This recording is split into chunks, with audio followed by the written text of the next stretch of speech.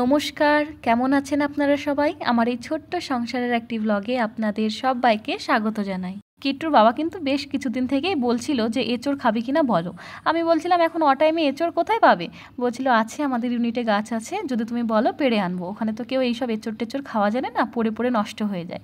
আমি বললাম ঠিক আছে তাহলে নিয়ে এসো। তো দুদিন হলো নিয়ে এসেছে, কাটার কিন্তু সময় হয় না। আগের দিন রাত্রিবেলায় আমাকে বলেছিল যে মনে করে দিও, খাওয়া দাওয়ার পরে আমি কিন্তু বসে বসে কেটে দেবো। তো আগের দিন রাত্রিবেলায় কোনো কারণে কিন্তু আমি ভুলে গেছিলাম।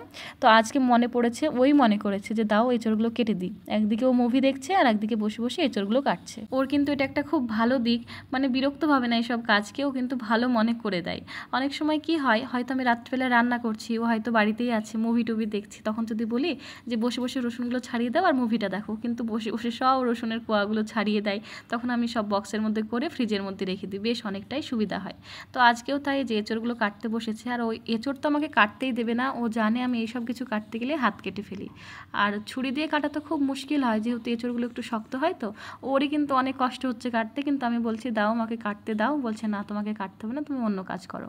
তো এদিকে কিন্তু সব এঁচোড় কেটে দিয়েছে, আর আমিও থালা বাসন ধুয়ে নিয়েছি। এখন প্রায় অনেক রাত্রি হয়ে গেছে, এবার কিন্তু ঘুমিয়ে পড়ব। তো পরের দিন সকালবেলায় ও কিন্তু পিঠি থেকে আসার সময় এই যে দুধটা এনেছে, এদিকে আবার 2-3 দিন দুধ ও আনতে ভুলেই গেছিলো, ওই হসপিটালে যাচ্ছিল ডাক্তার দেখাতে। তো ওই চাপের কারণে কিন্তু ভুলে গেছিলো, তাই আর কি আজকে আবার দেখছি 2 প্যাকেট এনেছে।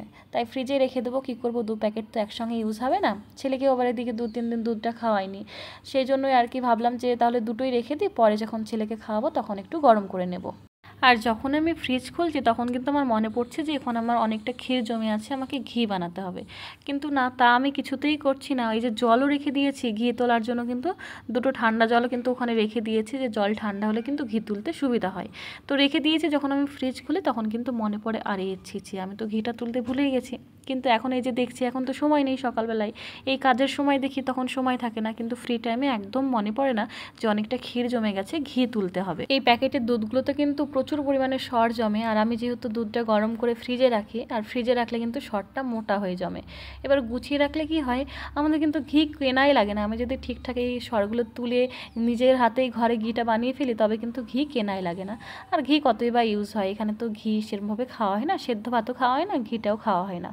হয়তো কোনো তরকারিতে দিতে হলো তখনই হয়তো হয়, আর ভিডিওর কাজে কখনো কখনো ইউজ হয়।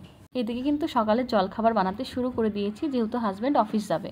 তোমরা অনেকেই কিন্তু আমার রান্নার চ্যানেলটা ফলো করো, এবার তোমরা অনেকেই কমেন্ট করো যে দিদি এত তেলের খাবার তোমরা খেও না, বা বাচ্চাকে দিও না, হাজব্যান্ডকে দিও না। একটা কথা বলি, যেদিন আমরা ওই রকম তেলের টাইপের খাবার বানাই, তো যেদিন বেশি তেল ইউজ হয় খাবারে, সেই খাবারগুলো কিন্তু আমরা টেস্ট করে রেখে দিই, খাই না। এবার তোমরা যদি বলে থাকো যে খাবার কেন নষ্ট করো, দেখো এটা আমার কাজ। এবার ডেলি যদি আমি ওই অয়েলি খাবারগুলো খাই, তাহলে তো আমার শরীরটাই খারাপ হয়ে যাবে, কাজটাই তো আমি করতে পারবো না। তাই আমরা কিন্তু তেলের খাবারগুলো খুব বেশি একটা খাই না। আর যে দুধ দিয়ে চিনি দিয়ে যেসব মিষ্টি খাবারগুলো বানানো হয়, সেটা ভালো মন্দ খাবার হলে খাই, কিন্তু পুডিং জাতীয় জিনিসগুলো কিন্তু আমরা একদমই খাই না। আর কি বলো তো, খাই না বলবো না, এবার জিনিসটা রান্না করছি টেস্ট তো করবো, যে সেটা ভালো হলো কিনা, সেটা আমি পারফেক্ট বানাতে পারলাম কিনা। হয়তো টেস্ট করলাম, দিয়ে রেখে দিলাম, আর হয়তো আমরা সেটা খাই না। এবার অনেক সময় বাচ্চা টাচ্চারা আসে, এবার তাদের তো রোজ রোজ দেওয়া হয় না, কখনো মাঝে মাঝে যদি ভালো কিছু ঘরে থাকে তো তাদের দিই। আর যদি মনে হয় যে না এটা দেওয়া যাবে না, তো সেটা আমরা কিন্তু দিই না। তো বেশিরভাগ টাইমটাই আমরা কিন্তু সেগুলো খাই না। সবজি বা অন্য কিছু রান্না করলে সেগুলো খেয়ে থাকি। আর তেলে ভাজা, যেমন ব্রেডকে তেলে ভেজে কিছু রান্না করলে সেটা আমরা একদম খেতে পারি না, খাই না, নিজে থেকেই ভয় লাগে।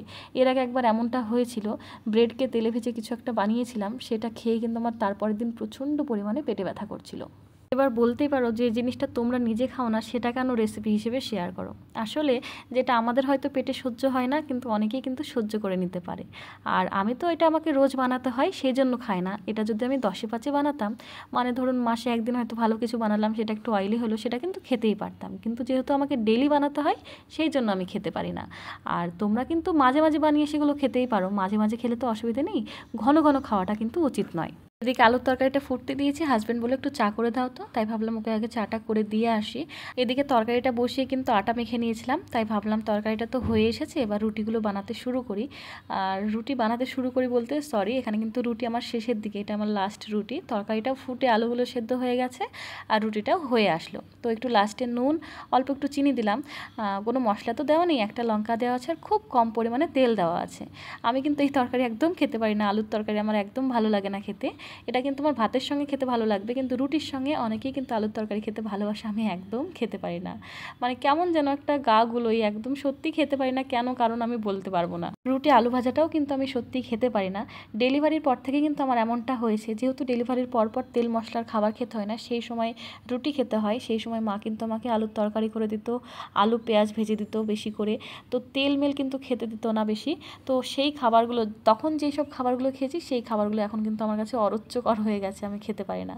এবার এই আলুর তরকারিটা কিন্তু আমি খাবো, পরে হয়তো মুড়ি দিয়ে খাবো, কিন্তু রুটি দিয়ে আমি খেতে পারবো না। রুটি আলুর তরকারি দুটোই হয়ে গেছে, তো হাতে কিছুটা টাইম আছে, তাই ভাবলাম ওই যে সাইডে অনেকগুলো থালা বাসন হয়েছে ওগুলো ধুয়ে নেবো, আর রান্নাঘরটা হালকা করে মুছে নিলাম। সকালবেলায় তো সেই নিট অ্যান্ড ক্লিন করে পরিষ্কার করার কোনো মানেই নেই, যেহেতু আবার 1 ঘন্টা না হতেই স্নান ধ্যান করে আবার দুপুরের খাবার বসাতে হবে, তাই আর কি ভাবলাম হালকা করে পরিষ্কার করে ফেলি। হাজব্যান্ড যেহেতু সকালে একটু লেট করে এসেছিলো, তাই কিন্তু লেট করেই যাবে, কিন্তু খাবার করার সময় কিন্তু আমাকে একদম বলেনি যে আমি লেট করে যাব।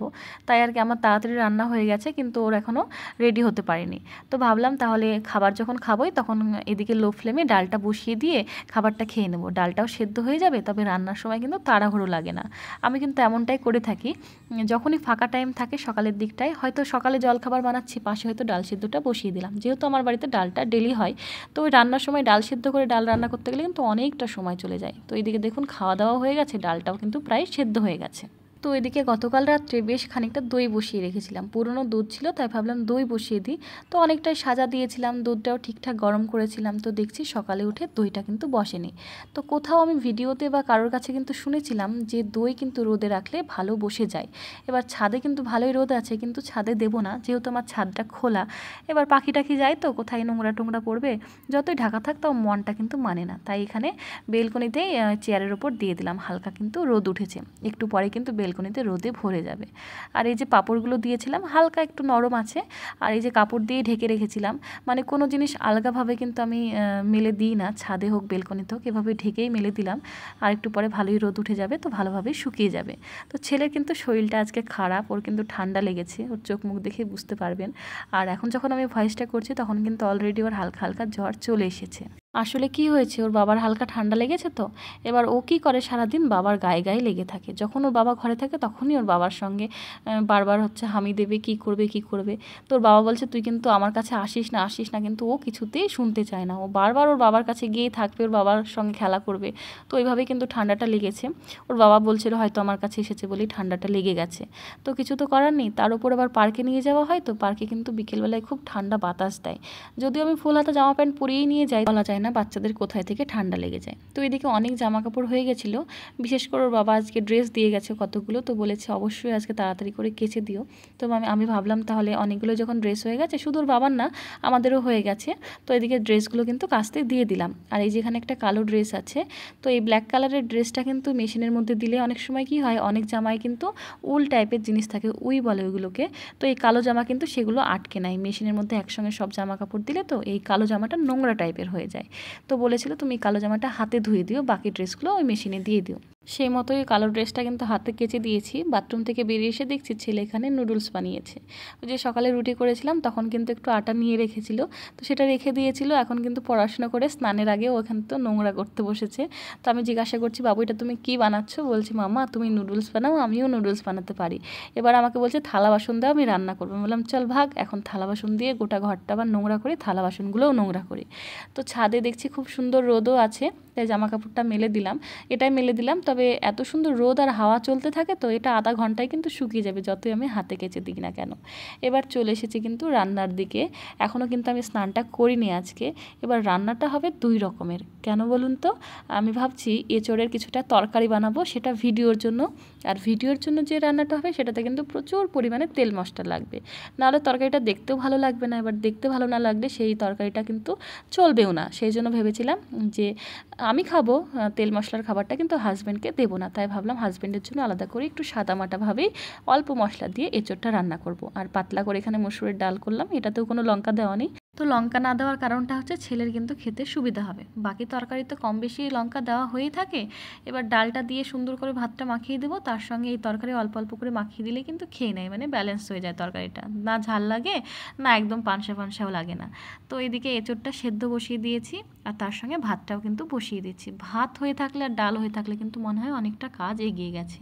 আর এঁচোড়টা জলেতেই ভেজানো থাক, তারপর আমি কিন্তু স্নান ধ্যান করে পরে ভিডিওটা বানাবো।